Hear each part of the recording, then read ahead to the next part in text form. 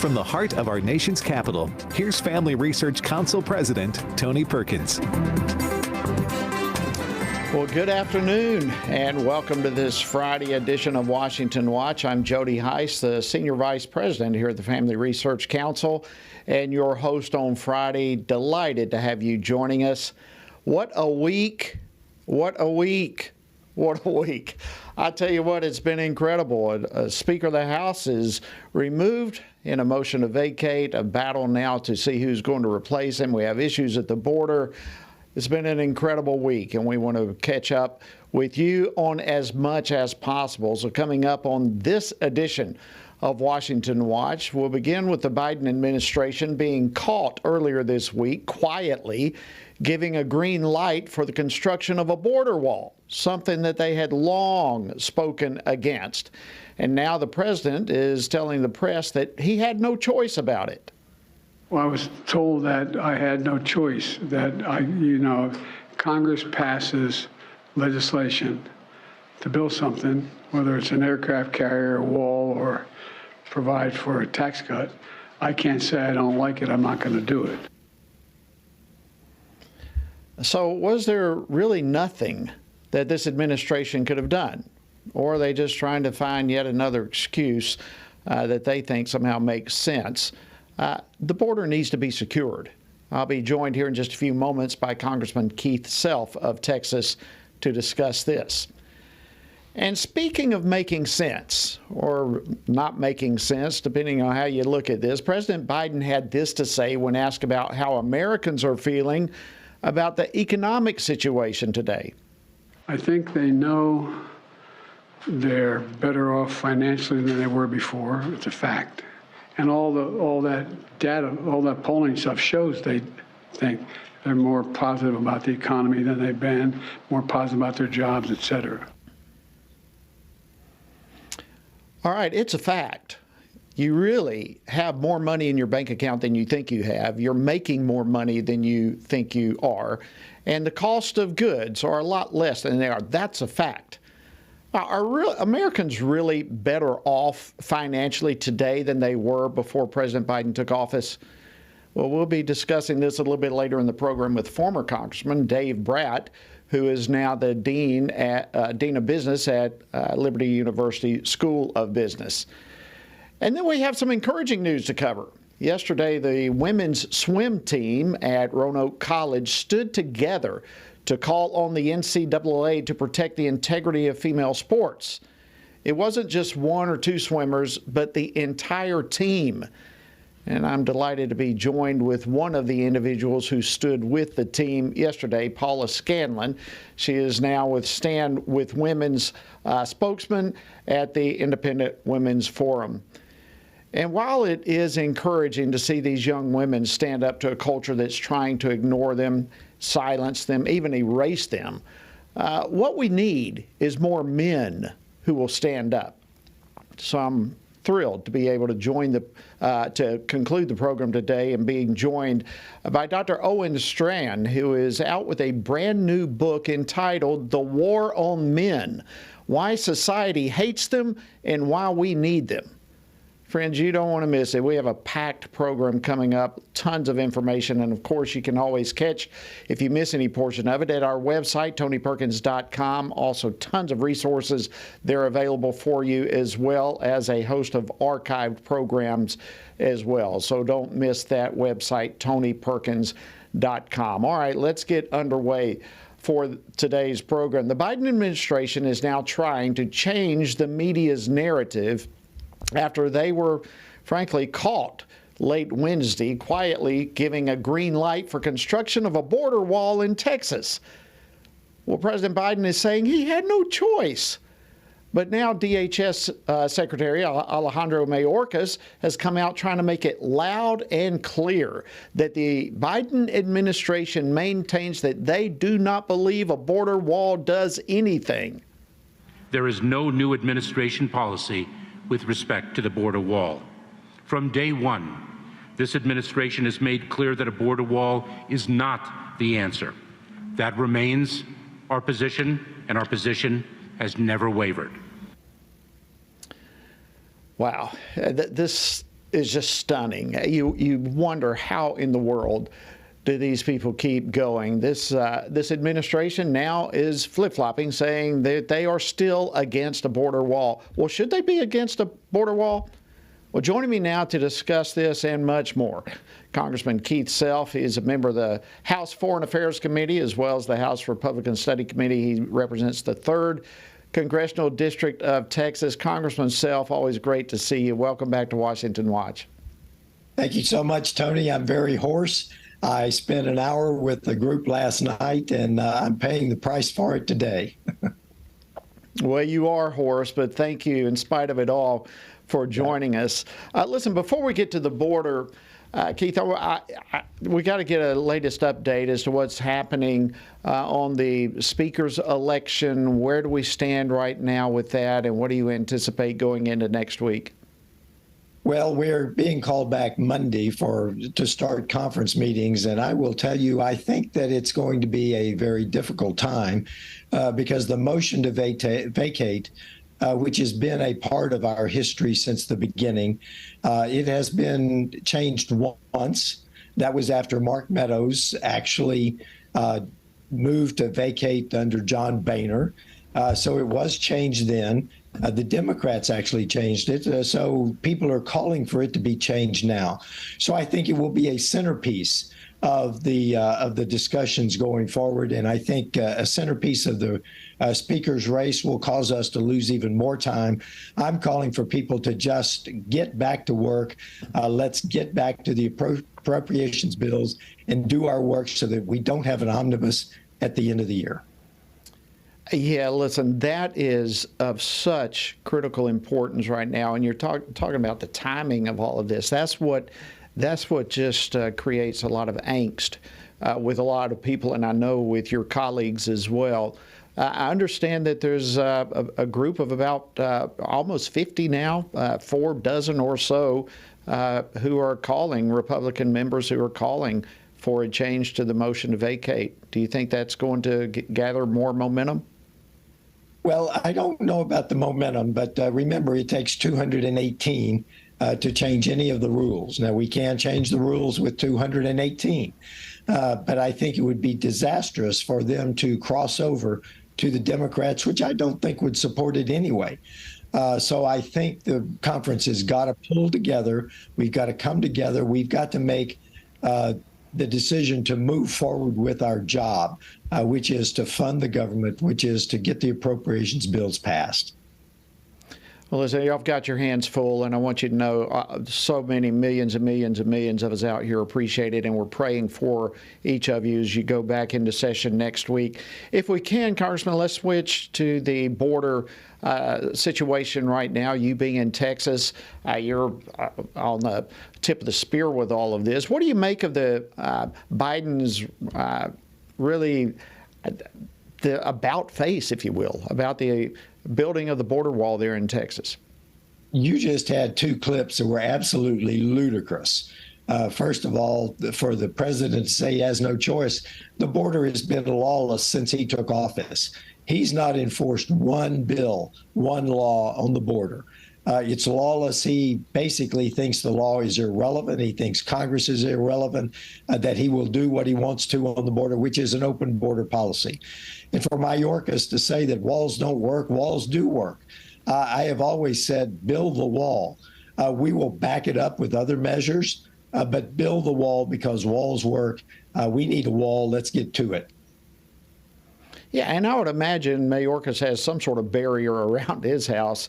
But anyways, that's neither here nor there. You know, it strikes me, as you said, though, that the Biden administration, are they really as powerless as they're trying to make themselves out to be, especially when you look at an untold number of issues that this administration has changed, has utilized and even usurped, in some cases, power and authority in order to push their policies forward. Are they really as powerless as the president's seemingly trying to portray?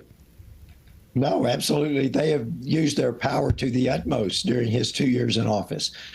They have basically done what they want to. They ignore whatever laws they want to ignore, and they do whatever they want to.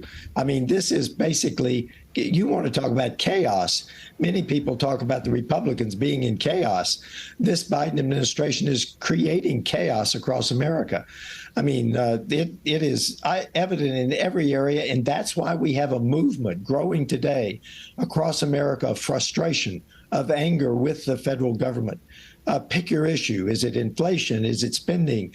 Is it the border? Is it the weaponization of the federal government? 18 cars pulling up in the middle of the night, breaking down your door, hauling you out, half dressed. I mean, pick your issue. But there is a movement growing of anger against the federal government. And I think they're starting to see the pressure, Jody, because they're starting to see that people are not now laying down as much for their bold actions as they used to be. People are starting to become awake, and I hope the movement grows. Well, extremely well said. And, I've heard the analogy, the word picture before, that this administration is like arsonists. They set something on fire, and then when it's burning down, they come riding up with a water hose and try to claim themselves as heroes. But that's exactly what you're saying. It is an administration of chaos. Why do you think they are so opposed to the border wall? Because they have an open border policy.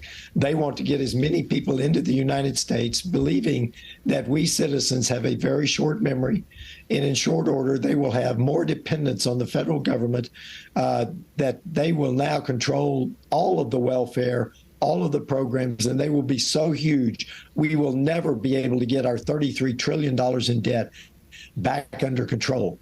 We have got to start whittling away at that $33 trillion in debt. And frankly, this year, we're not doing it. We're just not going to be able to get there, Jody.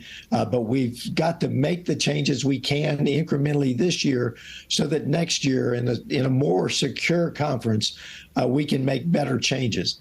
We won't get there this year, but we've got to hold the line this year and until we can make more changes to get that debt under control, to cut the spending. I've heard talk of a debt commission. I would love to see a debt commission, much like the BRAC commission, where we would have a bipartisan commission to handle even mandatory programs and then bring it to the floor of the House and the Senate for an up or down vote.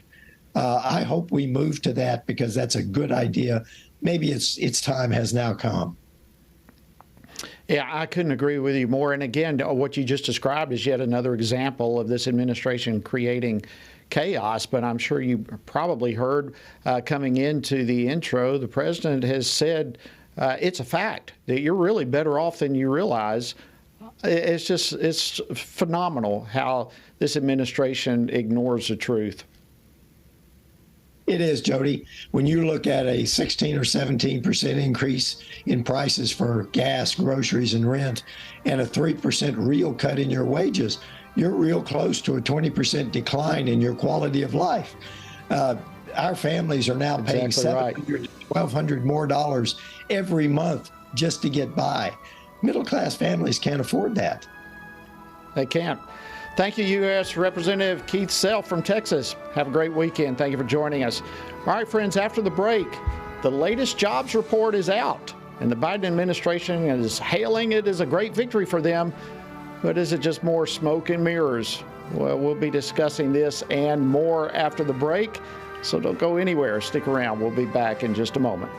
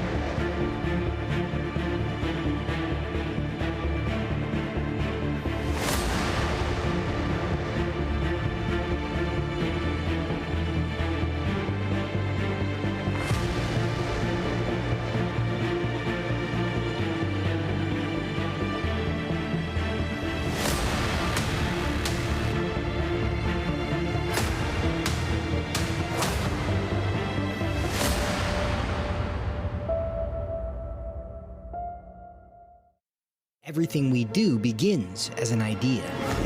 Before there can be acts of courage, there must be the belief that some things are worth sacrificing for. Before there can be marriage, there is the idea that man should not be alone. Before there was freedom, there was the idea that individuals are created equal. It's true that all ideas have consequences, but we're less aware that all consequences are the fruit of ideas. Before there was murder, there was hate. Before there was a Holocaust, there was the belief by some people that other people are undesirable. Our beliefs determine our behavior, and our beliefs about life's biggest questions determine our worldview. Where did I come from? Who decides what is right and wrong? What happens when I die? Our answers to these questions explain why people see the world so differently. Debates about abortion are really disagreements about where life gets its value. Debates over sexuality and gender and marriage are really disagreements about whether the rules are made by us or for us. What we think of as political debates are often much more than that. They're disagreements about the purpose of our lives and the source of truth. As Christians, our goal must be to think biblically about everything. Our goal is to help you see beyond red and blue, left and right, to see the battle of ideas at the root of it all. Our goal is to equip Christians with a biblical worldview and help them advance and defend the faith in their families, communities, and the public square. Cultural renewal doesn't begin with campaigns and elections. It begins with individuals turning from lies to truth. But that won't happen if people can't recognize a lie and don't believe truth exists. We want to help you see the spiritual war behind the political war, the truth claims behind the press release, and the forest from the trees.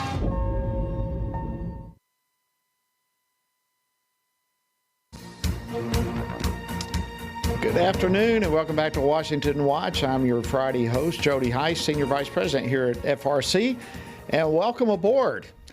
Well, the Biden administration would like for all Americans to believe that all is well, even though we are watching an endless stream of really self-inflicted crises strike the nation from all different angles. As you have heard by now, the new jobs report has come out, and the president, of course, is trying to somehow convince America that this is a great victory for him and for our country. But he was asked by a reporter this morning, why do Americans still not feel positive about the economy? And here's what he had to say. I think they know they're better off financially than they were before. It's a fact. And all that data, all that polling stuff shows they think they're more positive about the economy than they've been, more positive about their jobs, et cetera. I just had to play that again for you. You've got it. It's unbelievable. Do Americans really believe that they are better off financially now than they were before President Biden took office? Well, joining me now to discuss this and more is Dr. Dave Bratt. He's the Dean of the Liberty School of Business and a former colleague, former member of Congress. Dr. Bratt, welcome back to Washington Watch. Always great to see you, my friend. Great to be on with you, Jody, Congressman. Great to see you. All right. Listen, did you know what the president just said? The economy's great. The facts are there. I mean, it is what it is. You have more money in your account than you thought you have. You're making more money. All is well. What do you think? Yeah, no, actually, it's a very complex mess we're in right now. You get good news on a jobs report, but it's bad news for the stock market. And we're in pretty serious territory right now in the bond market, right? Everybody, you and I were, I was in the Tea Party 10 years ago, groups, and everyone would ask me, Dave, when is all this going to come due? And I said, now, we're way past it already. But now, for the first time, the rest of the world is sending signals and evidence that they think we're going to default on the U.S. Treasuries, right? We're going to be $50 trillion in debt in 10 years. We're $33 trillion now. And in 10 years, the interest rate's 5%. We'll be paying $2.5 trillion just in interest payments. That's half the budget back when you and I were in there. And so the rest of the world knows we're not paying that back. And so as a result of that, the bond market is seriously getting very wobbly. The yields are going way up. That's a signal that they're having to offer more and more and more to get other people to buy the treasuries. The rest of the world, you guys cover this reserve currency issue. The U.S. has always been the stronghold, but now the BRICS, China, Brazil, India, some major superpowers are lining up to have a reserve currency against us because they know we're going to default, right? That is true. I'm an economist, 20 years. There's no way we're paying off $50 trillion in debt. So the question is, who gets the haircut, right?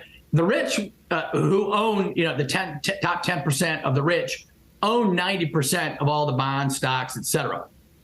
So the Fed's going to, try to nip inflation right now, bring the economy into recession. But then after that, they're going to try to stabilize things at 5 or 6% inflation. And so to get back to your question, that's what's got everybody upset. When if say you have inflation for 10%, 10%, and 10%, that doesn't mean the price level's up 10%.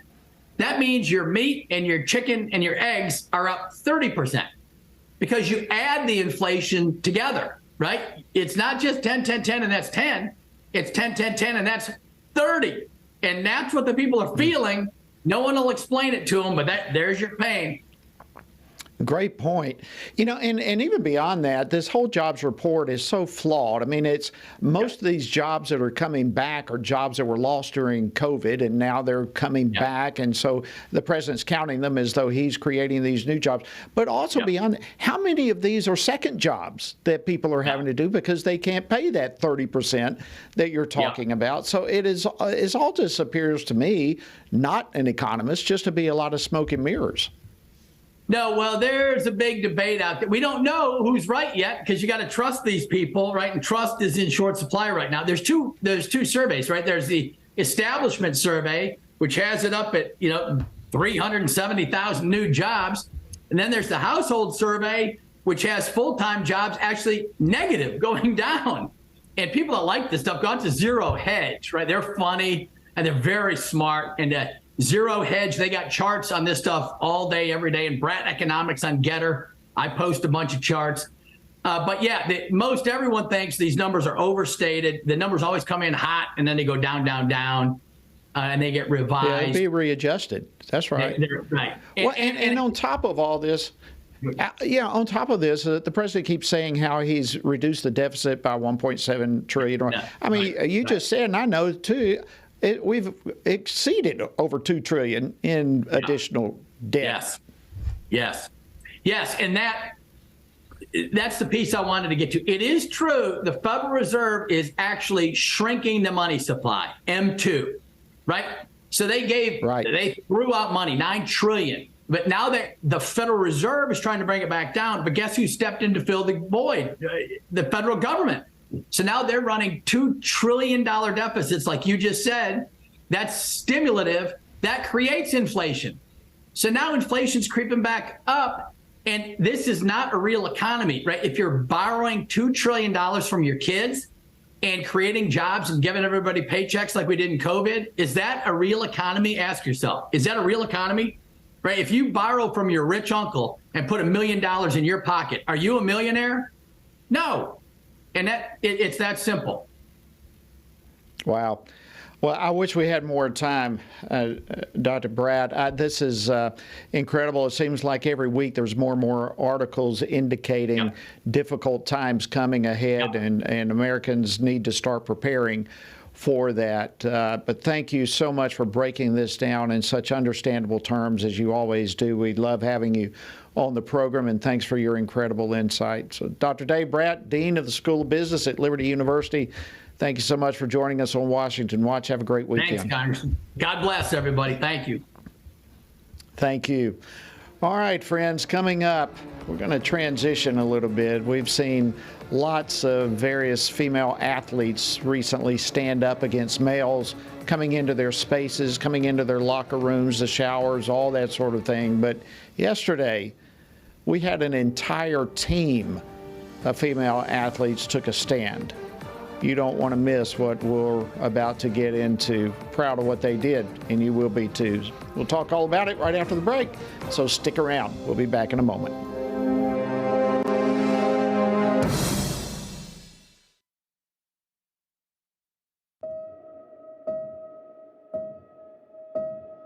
All of us are born with the desire to find truth and meaning. Where did I come from? What happens when I die? While our answers to these questions may divide us, we are united in our need for the freedom to answer life's biggest questions and make life's biggest decisions for ourselves. That's why religious freedom matters for everyone. Religious freedom matters because the powerful have long wanted to control those who are less powerful. Religious freedom matters because the freedom of those who are different is often threatened by those who believe different is dangerous. Leah Sheribu, a Christian teenager in Nigeria, remains a captive of Boko Haram for her refusal to renounce her Christian faith. Chinese pastor Wang Yi is serving a 9-year sentence for speaking publicly against the Chinese government. All of this because people in power decided different is dangerous. At the Center for Religious Liberty at Family Research Council, we promote religious freedom for everyone because the only alternative is religious freedom for no one. We encourage Americans and the American government to engage and advocate for the persecuted, and they do. We work every day to bring good news to the afflicted, to proclaim liberty to captives and freedom to prisoners. We do it because that's what Jesus does. We work to give freedom to others because we ourselves have been set free.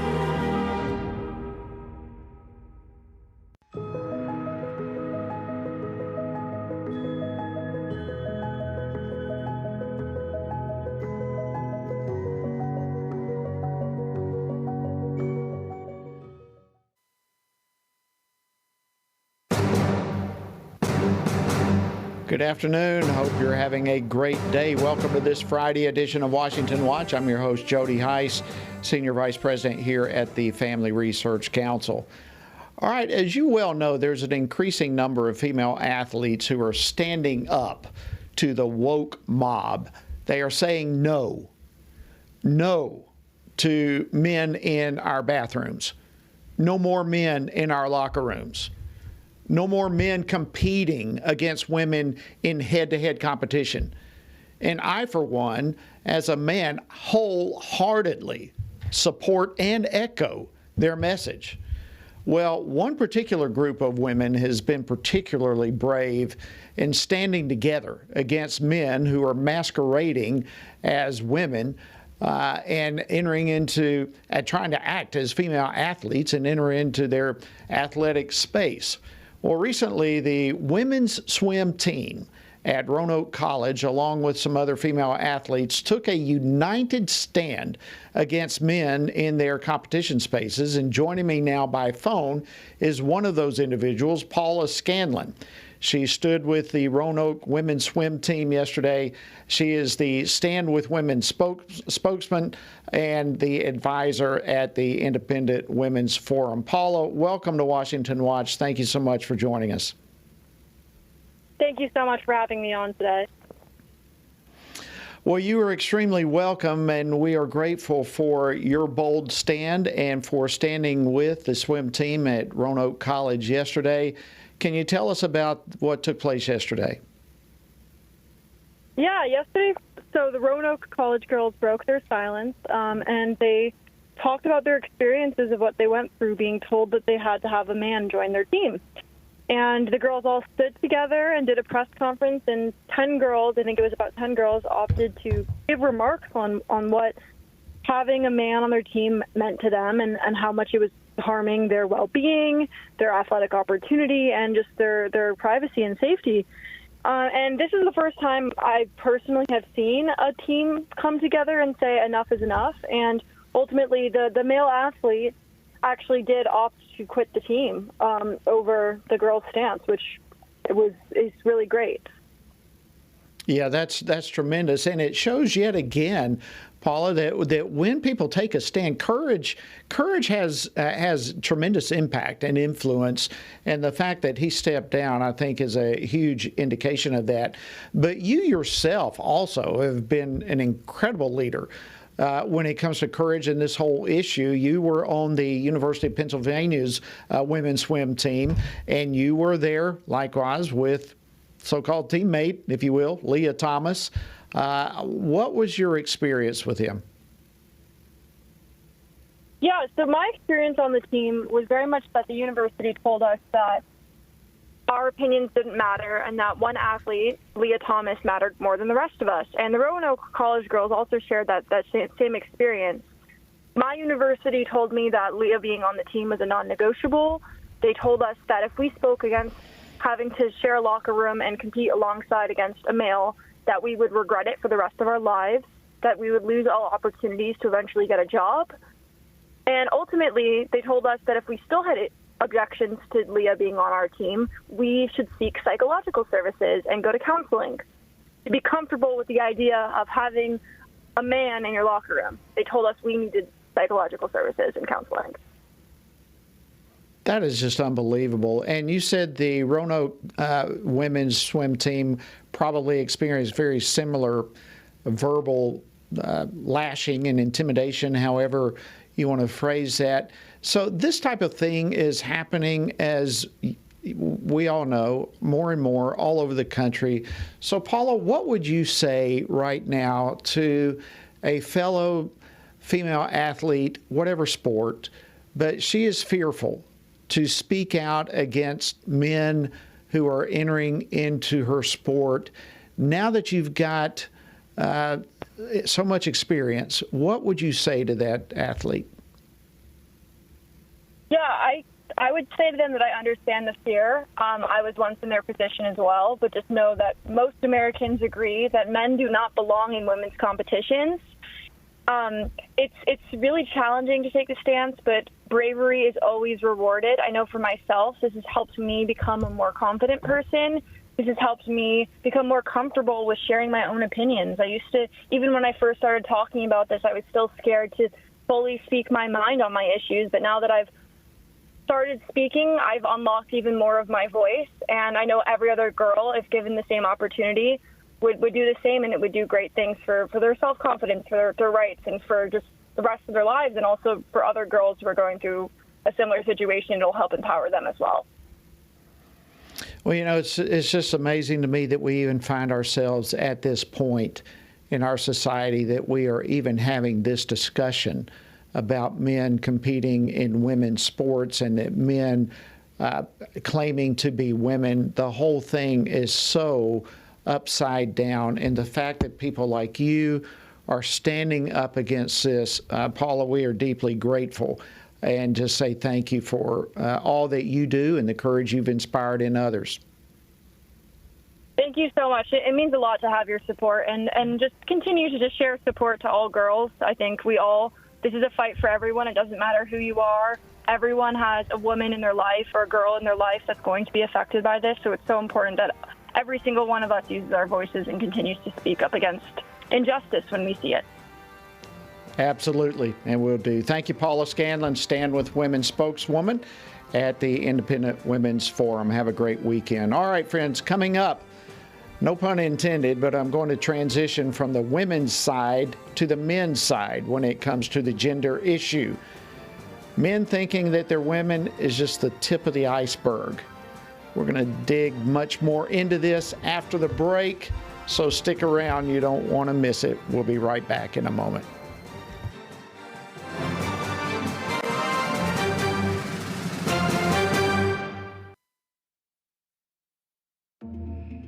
The world is hurting, streets are filled with crime, families are broken, sin is celebrated, and God is mocked. Everywhere we look, the wages of our sin are on full display. As Christians, we know that surrender to God's will is the solution to our biggest problems, but not everyone agrees. Even in church, we hear people say the most important thing is to be tolerant, that we shouldn't impose our morality on other people, and that loving our neighbor means celebrating what they do. But you can't do that. It's not that you don't love your neighbor, you do, but you care about God's opinion more than your neighbor's opinion, and this makes you different. In fact, sometimes it makes you feel alone, like you're the only one. But there is good news. You are not alone, not even close. Research has found that there are 59 million American adults who are a lot like you. There are millions of people around the country who are born again, deeply committed to practicing their faith, and believe the Bible is the reliable Word of God. But that's not all. They're also engaged in our government. They're voters. They're more likely to be involved in their community, and they're making a difference in elections. The problem is that a lot of them feel alone too. We want to change that. FRC wants to connect these 59 million Americans to speak the truth together, no matter the cost. If you want to learn more about this group and what it means to be a spiritually active, governance-engaged conservative, or if you want to find out if you are one of these SageCons yourself, go to frc.org/SageCon and take the quiz to find out. The world is hurting, and we have the solution. We can't do it alone, but we can do it if we work together. That's what we're working toward every day. Join us. Go to frc.org/SAGECON, SageCon, to learn more. That's SAGECON, SageCon, to learn more. I'm often asked by people, Tony, how do you stay encouraged? How do you deal with all of the stuff in Washington, D.C., the negative policies that are attacking our faith, our family, and our freedoms? Well, you want me to let you in on the secret? It's called the Word of God. And that is why the Family Research Council embarked on Stand on the Word, a 2-year journey through the Bible. It's a chronological Bible reading plan with just 10 to 15 minutes a day. In 2 years, you will have covered the entire Bible. And to go along with this, Monday through Friday, I do a morning devotional that goes along with the reading of the day. It's all designed to encourage you on this journey because the Word of God, as the psalmist said, in my affliction, here's my comfort. Your Word gives me life. That is our source of strength. To find out more, go to TonyPerkins.com or frc.org/Bible. And I invite you to join me every morning for our Stand on the Word Bible. FRC celebrating 40 years with Congressman Randy Weber. Well, for the FRC staff, kudos, hats off, all of those kinds. I can't say enough good things. Y'all are helping hold up us during the battle. I know it's got to be daunting. I know sometimes it gets wearying. Sometimes you think, I'm not sure. Stay the course. God bless you. We're praying for y'all. We love what y'all are doing. Please, please know you are loved and appreciated. If it weren't for y'all in FRC, we couldn't do what we do. So thank you for that.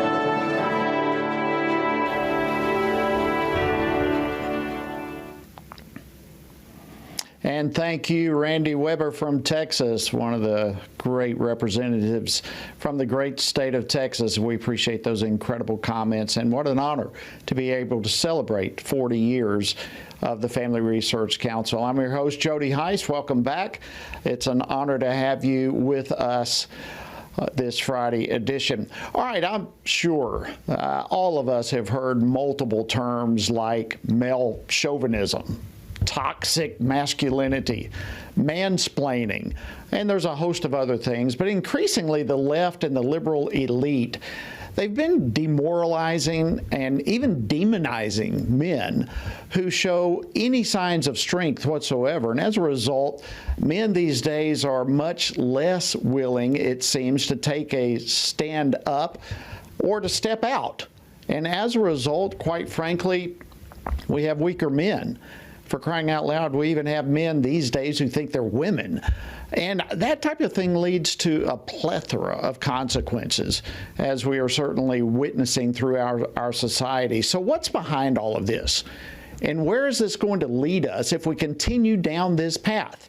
Well, joining me now to talk about this is Dr. Owen Strachan. He's the author of a new book, The War on Men, Why Society Hates Them and Why We Need Them. In addition to being a senior fellow at the Family Research Council Center for Biblical Worldview, he's also a provost and research professor of theology at Grace Bible Theological Seminary. Owen, welcome back to Washington Watch. Great to have you. Thank you so much. Great to be with you. I appreciate it. Well, let's just begin. There's so much happening these days with men, but just kind of hone in for us. What inspired you to write this book, and why now? Yeah, fundamentally, recognizing that men today are called toxic, as you alluded to a minute ago, means that an adult man like me can hear that and can kind of shrug it off and laugh it off. But when that is applied to boys and young men who haven't developed, who aren't mature, and who don't even necessarily know how to handle that or respond to it, that's going to have tremendous effects on their well-being and on their sense of self. And what a lot of boys and young men today are basically told is that they are less than girls. They are less than women. And they need to either be more like girls and women, or they need to even become girls and women. And what I'm trying to say in this new book, The War on Men, is that is exactly the wrong move. What we need to do, instead of telling boys and young men not to be strong, is to tell them in God to be strong, to grow up, to mature, and to change by God's grace. Absolutely.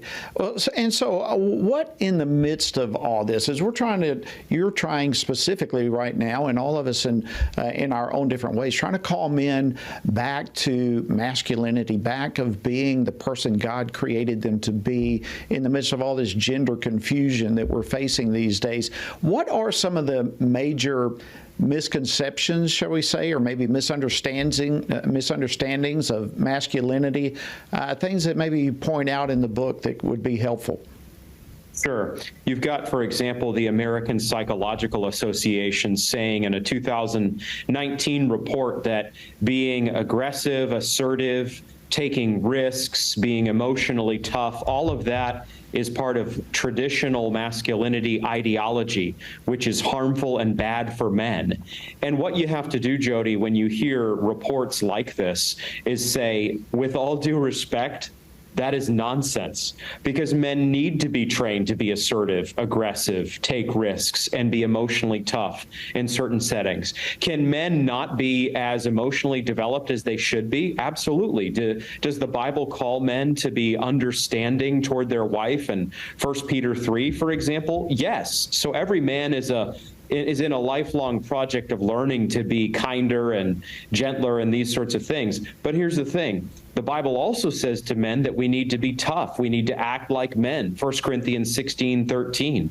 David says to his son Solomon, be strong and show yourself a man. 1 Kings 2:2. So the Bible says that to men, and men need to hear it, and we need to help boys hear that call well and live it out by God's grace. Yeah, we really do. I love what you're doing, Owen, and all this. You know, the definition you just gave, let me just go down this path. The definition of masculinity that you just gave, a biblical definition, really is swimming upstream from society's definition. Kind of just briefly explain the difference. What would be society's definition of masculinity? Honestly, I don't think society really has a definition of masculinity that's operative anymore, other than maybe men in some cases have a vague responsibility to love women and children. But beyond that, Jody, I'm not comfortable saying anything that our culture would believe in and emphasize in a hard and fast way. Our culture and society wants boys and men to leave behind their innate wiring, their God-given traits. It tells boys and men that those traits are antisocial.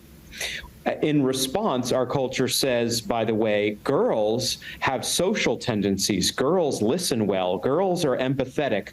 Girls are inclusive. They bring people in. And so, for example, in the business world, there's now been several years of this model of the inclusive and empathetic CEO who isn't like the old patriarchal CEO who makes decisions and runs the meeting on a rope. But no, this CEO is inclusive and brings everybody in. There's all sorts of ways that men can listen well and as I say, be warm and welcoming, but fundamentally, we're not calling men to be women. We're not calling men to be boys. We're calling boys to be men, but to even say that kind of line today is going to put you in the cultural penalty box. We can't worry about that, though. We have to call boys to men, or else this whole project we're in, it's all coming down. I could not agree with you more. I think that's well said. And really, I guess when it comes down to it, society's definition would probably include some attempt of feminizing men these days. And of course, the outcome of that has no good end. I know that you're aware of Riley Gaines, former collegiate swimmer who competed against a man in the NCAA swimming championship. And as you well know, she recently spoke at our Pray Vote Stand Summit.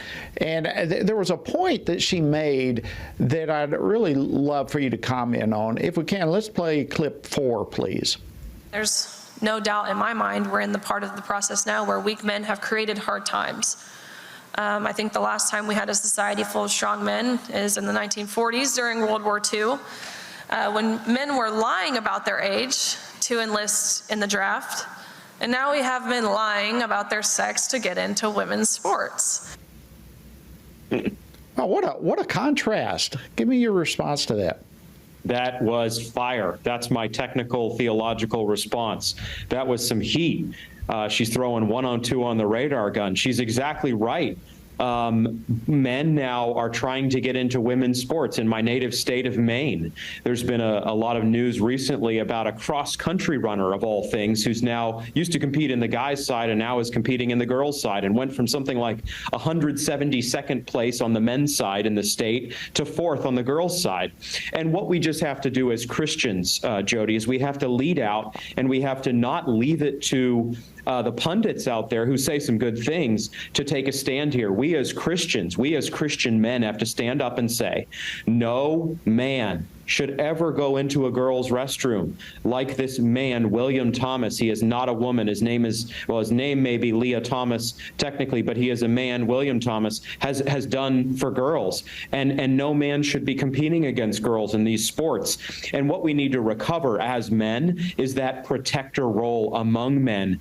But so often when men show that protector instinct today, when men show strength of any kind, they're penalized for it. We want to shape the strength of our young men and boys. We want to train them in the gospel of Jesus Christ, but we absolutely are calling boys and men just like us who are weak in ourselves to be strong in God, and we're never going to stop calling that.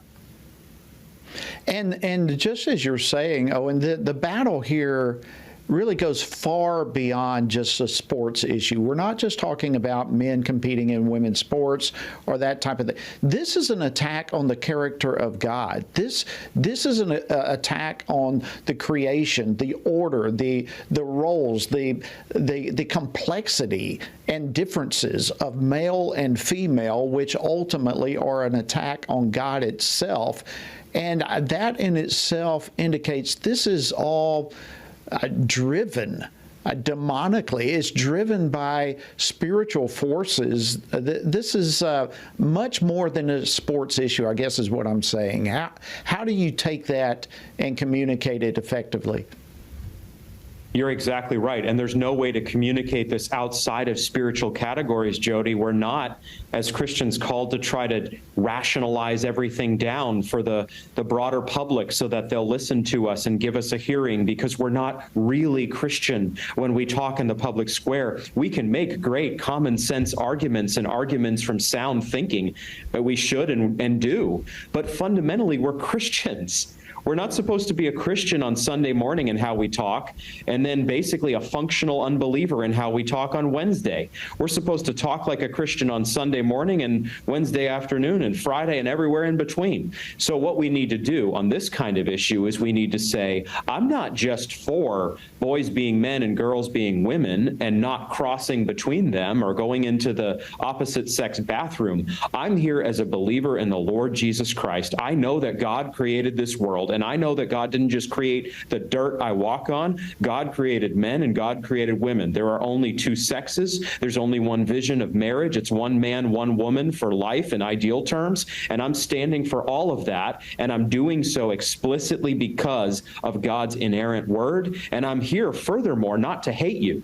I'm not here to hate you. I'm here to speak the truth to you in love. And if you're trapped in this ideology, I'm here to bring you out by the grace of God. And I pray that God will do that for you. Great point. This is not about hate. It's about truth. It's about reality, and reaching out to help people grasp that and understand it has to be the right approach, and understanding the spiritual nature of this whole thing as well. So, what are some of the consequences of weak male leadership in society? Well, you alluded to this a few minutes ago. Jordan Peterson has talked about it in a common sense kind of way.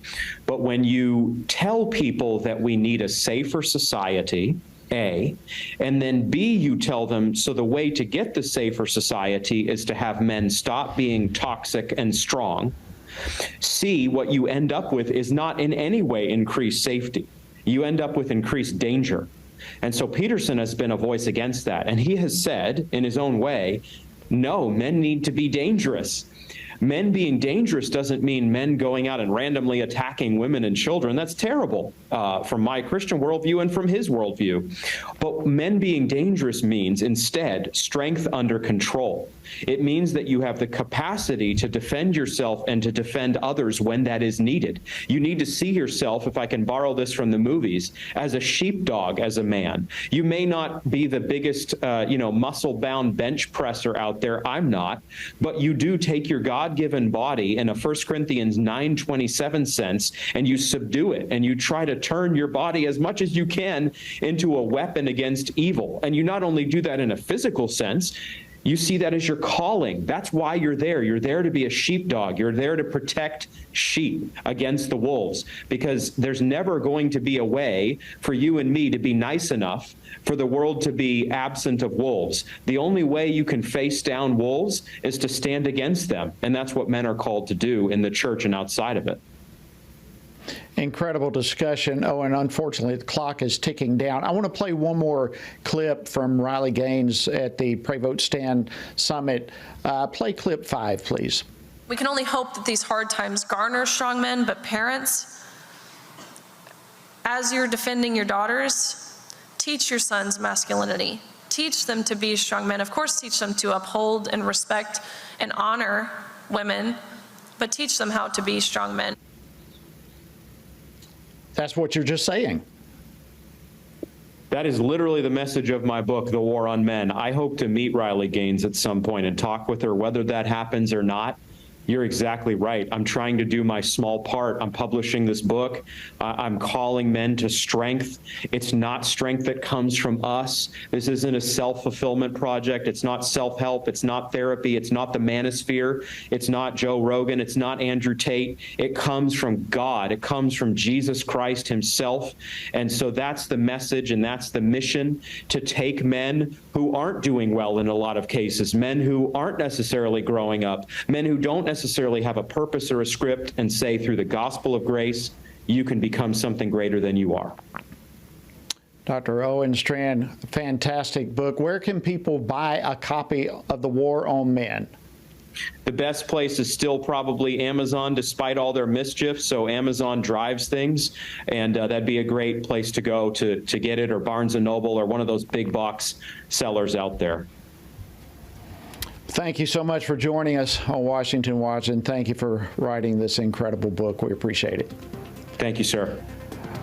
All right, friends, that wraps up yet another edition and another week of Washington Watch. Thank you so much for joining us. We've had a lot to cover this week, but don't ever forget, greater is he who is in you than he who is in the world. Hope you have a fantastic weekend. We'll see you next week right here on Washington Watch. Washington Watch with Tony Perkins is brought to you by Family Research Council and is entirely listener-supported. Portions of the show discussing candidates are brought to you by Family Research Council Action. For more information on anything you've heard today, or to find out how you can partner with us in our ongoing efforts to promote faith, family, and freedom, visit TonyPerkins.com. Also, to leave a comment about Washington Watch, call our watch line at 1-866-372-7234. That's 1-866-372-7234.